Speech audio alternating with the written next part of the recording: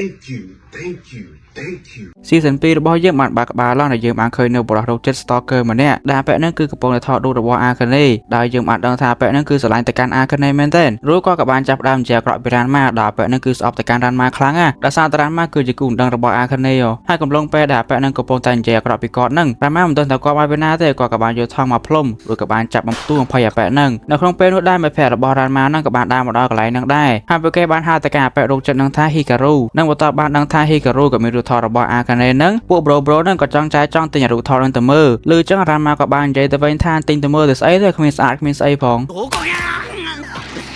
Hikaru ក៏បានប្រើប្រាស់ឱកាសហ្នឹងទៅលួចដកសក់ Ranma មកទៅសាយមករួចគាត់ក៏បានរត់ចាក់ចេញពីកន្លែងហ្នឹងទៅបន្ទាប់ពីបានរត់ចាក់ចេញពី Ranma មកកន្លែងដែលស្ងាត់មួយហើយហ្នឹង Hikaru ក៏បានកូនច្បងមកពីណាទេមកទប់តែងជា Ranma ហើយក៏បានយកទៅសាយសក់មីហ្នឹងយកក្នុងអាចបោនោះរួចដំយកបណ្ដោ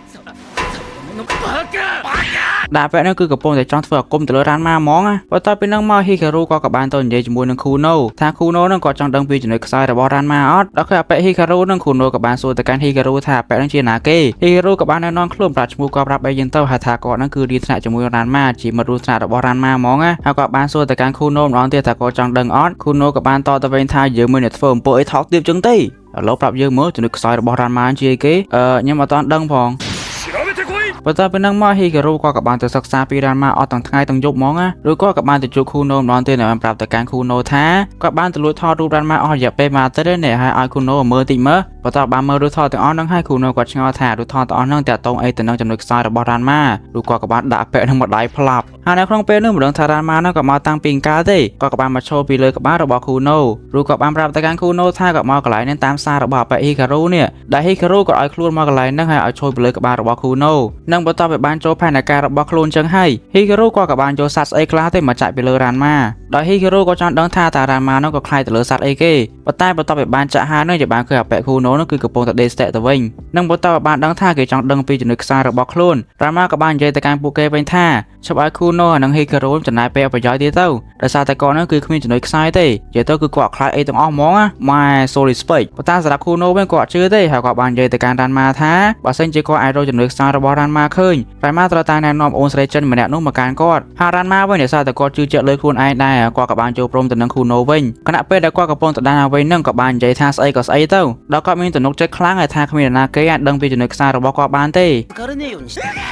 Akane នឹងក៏បានរត់ទៅតាមសលេងនឹងហើយទៅដល់កន្លែងនោះនាងបានឃើញ Ranma នឹងក៏ដេកស្ទាក់បាត់ហើយរួចនាងក៏ទៅព្យាយាមផ្ទះ Ranma នឹងក៏ភ្ញាក់ឡើងវិញប៉ុន្តែគ្មានប្រសិទ្ធភាពសោះហើយអ្នកនៅទីនោះទាំងអស់នោះគឺពួកគេមានការឆ្ងល់យ៉ាងខ្លាំងដោយពួកគេចង់ដឹងថាតើចំណុចខ្សោយរបស់ Ranma នឹងគឺជាអីគេដល់ថ្ងៃស្អែកឡើង Ranma ក៏ត្រូវបានពលរបស់គាត់នាំទៅបដៅបដោយដោយ Gamma ក៏បាននិយាយទៅកាន់ Ranma ថា Ranma គឺត្រូវតែហ្វឹកហាត់ឡើងវិញដោយសារតែខ្លួនគាត់បានឮថា Ranma គឺគាត់បានដេកស្លាប់នៅសាលាកាលពីម្សិលមិញគាត់មិនមែនចង់ Ranma មកដើម្បីធ្វើជាមនុស្សទុកខ្សោយចឹងទេ Ranma ដល់ឮចឹងទៅក៏បានថាពលរបស់គាត់វិញថារឿងទាំងអស់នេះកើតឡើងដោយសារតែពលរបស់គាត់នឹងឯងនៅក្នុងពេលនោះ Akane ក៏បានមកសួរ Ranma ចង់ឲ្យ Ranma នឹងប្រាប់នៅចំណុចខ្សោយរបស់គាត់ទៅកាន់នាងហើយដោយសារតែត្រូវបានរំខានដល់ Akane Ranma ក៏ត្រូវបានពលរបស់គាត់ដាក់ចំមកជើងផាច់ Akane នឹងក៏បានសាកសួរទៅកាន់ Gamma វិញចង់ឲ្យ Gamma នឹងប្រាប់ចំណុចខ្សោយរបស់ Ranma មកកាន់នាង Gamma ក៏អំរុននឹងប្រាប់ទៅកាន់ Akane ទៅហើយប៉ុន្តែ Ranma ក៏បានយកទឹកត្រជាក់មកចាក់ទៅលើឪពុករបស់គាត់ហើយក៏បានថាឲ្យ Akane ក៏ចង់ចេះដឹងរឿងគាត់ពេក Akane នឹងក៏បាននិយាយសួរទៅកាន់ Ranma ទេមិនបានជា Ranma ចង់ប្រាប់នាងអញ្ចឹង Ranma ក៏បានតទៅវិញថាមូលហេតុដែលគាត់ចង់ប្រាប់ចំណុចខ្សោយរបស់គាត់ទៅកាន់នាងនឹងគឺដោយសារតែឬក៏បានមកដាក់កន្លែងបដានឹងមកដៃផាំង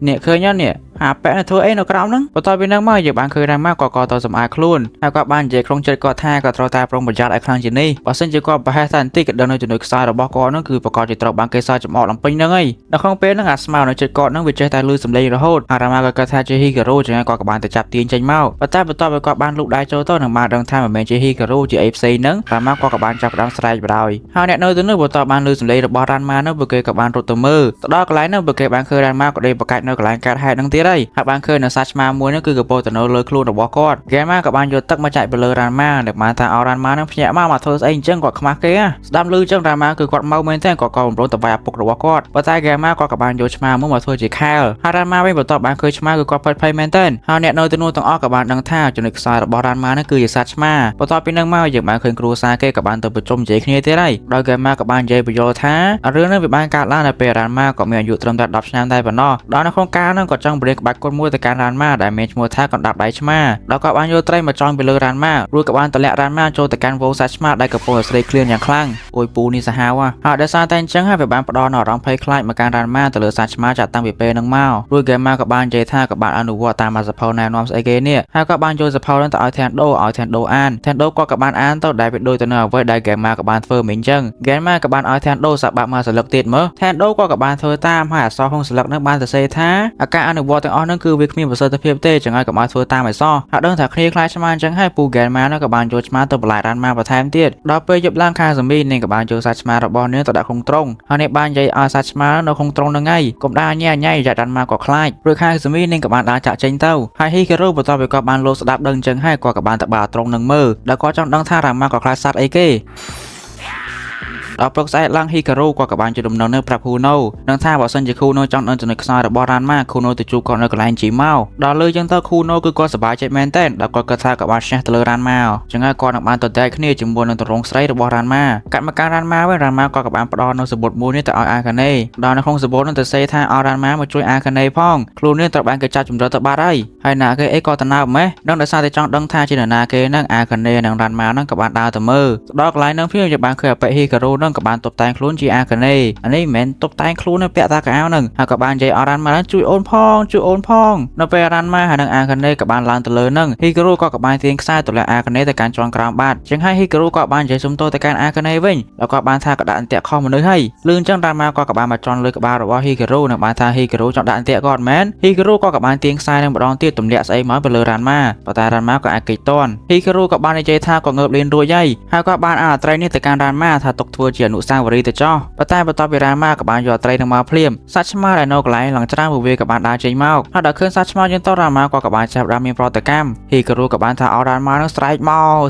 កក៏ចង់លឺសម្លេងរបស់រានម៉ាប៉ុន្តែរានម៉ាក៏មិនស្រែកណាក៏បាននិយាយសើចទៅវិញហើយក៏បានថាឲ្យហ៊ីការ៉ូថាអបិហ៊ីការ៉ូទៅណាមែនក៏ថាគាត់ខ្លាចសាច់ឆ្មាមែនរួចគាត់ក៏បានទៅចាប់ហ៊ីការ៉ូដែលគាត់គិតថាគឺជាអាកាណេនឹងដើម្បីចាក់ចេញពីកន្លែងហ្នឹងអាកាណេនឹងក៏បានទៅថាឲ្យហ៊ីការ៉ូដោះសលៀកបំពាក់អញ្ចឹងទៅបន្ទាប់មកអាកាណេនឹងក៏ព្យាយាមទាញរានម៉ាចាក់ចេញពីកន្លែងហ្នឹងប៉ុន្តែហ៊ីការ៉ូក៏បានប្រាប់ឲ្យអាកាណេក៏បានទ្វារនឹងអីប្រយ័ត្នមានគ្រោះថ្នាក់ដោយសារតែនៅក្រៅទ្វារហ្នឹងគឺមានសត្វខ្លាមួយឡើងប្រពន្ធណានៃអាកាណេដល់ឃើញអាខ្លាហ្នឹងទៅគឺនាងមានភាពភ័យខ្លាចមែនតើនាងក៏បានហៅឈ្មោះរបស់រានម៉ាប៉ុន្តែរានម៉ាក៏ជួយឲ្យការទេដែលសារសាច់ឆ្មានៅលំពេញខ្លួនគាត់ហ្មងរានម៉ាក៏ស្រន់ខ្លាំងពេកនឹងបាត់បោះស្មារតីបាត់នៅពេលដែលគាត់បានភ្ញាក់មកវិញនឹងរានម៉ាក៏បានចាប់ផ្ដើមធ្វើសកម្មភាពរបស់គាត់ដោយសាច់ឆ្មាអញ្ចឹងរួចគាត់ក៏បានទៅវាប្រហារគ្នាជាមួយនឹងអាសាខ្លានឹងគូណូក៏បានមកដល់កន្លែងនឹងភ្លាមអាសាខ្លាមីនឹងវាក៏បានហក់ចេញពីកន្លែងមីមកទុំពីលើគូណូហើយរានម៉ាវិញក៏អត់តន់ឈប់ទេគាត់នៅតែបន្តព្យាយាមមកវាប្រហារទៅអាសាខ្លានឹងទៀតដល់ឃើញអញ្ចឹងគូណូក៏ចង់យកដាវរបស់គាត់កាប់ទៅលើរានម៉ាប៉ុន្តែរានម៉ាក៏ខ្វាយដាវរបស់អបិគូណូខ្លាចជាអាស័យអស់លីងហើយដោយសារតែម៉ាយកឈ្នះទៅលើរានម៉ាបានគូណូក៏បានបោះដារបស់គាត់ហើយរានម៉ាក៏បានរត់ទៅតាមបន្ទាប់មកយើងបានឃើញរានម៉ាក៏បានទៅទុំលើដើមឈើដូចជាសត្វឆ្មាអញ្ចឹងអាកាណេនឹងក៏ព្យាយាមហៅទៅកាន់រានម៉ាតែហ្គេម៉ាក៏បានមកនិយាយកាត់អាកាណេថាមិនបាច់ឲ្យអាកាណេនឹងខំហៅទៅកាន់រានម៉ាទេដោយសារតែរានម៉ាក៏ស្ដាប់បែអត់ឮទ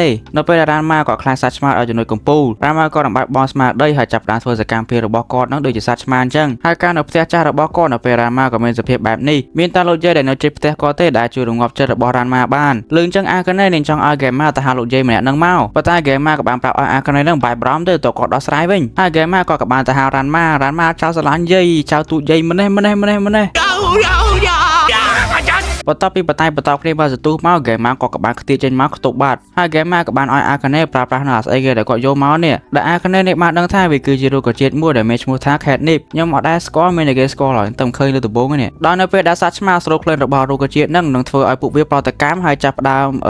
បកាច់និយាយទៅគឺរមៀលខ្លួនអីញ៉ៃពេញនឹងឯងខ្ញុំអត់សូវស្គាល់ដែរនឹងរុក្ខជាតិស្អីផងហើយអាកាណេនឹងក៏បានជាប់ស្បោនឹងបានទៅលើរានម៉ាបន្ទាប់ពីគាត់បានស្រូបក្លិនរបស់រុក្ខជាតិនឹងគាត់ក៏បានធ្លាក់មកហើយរានម៉ាក៏បានចាប់ផ្ដើមប្រតិកម្មរមៀលខ្លួនលំពេញនឹងរួចរានម៉ាក៏បានហក់ឆ្ពោះទៅកាន់អាកាណេដល់ឃើញចឹងទៅគឺនាងមានភាពភ័យខ្លាចមែនទែនដល់នេះបានគិតថារានម៉ានឹងគឺបានហក់មកវាប្រហារមកលើនាងប៉ុន្តែតាមពិតទៅរានម៉ាក៏បានហក់មកដេកលើផ្លូវរបស់នាងសោះអាកាណេនឹងក៏ព្យាយាមប្រាប់ឲ្យរានម៉ាចេញពីនាងទៅសារនាងខ្មាស់គ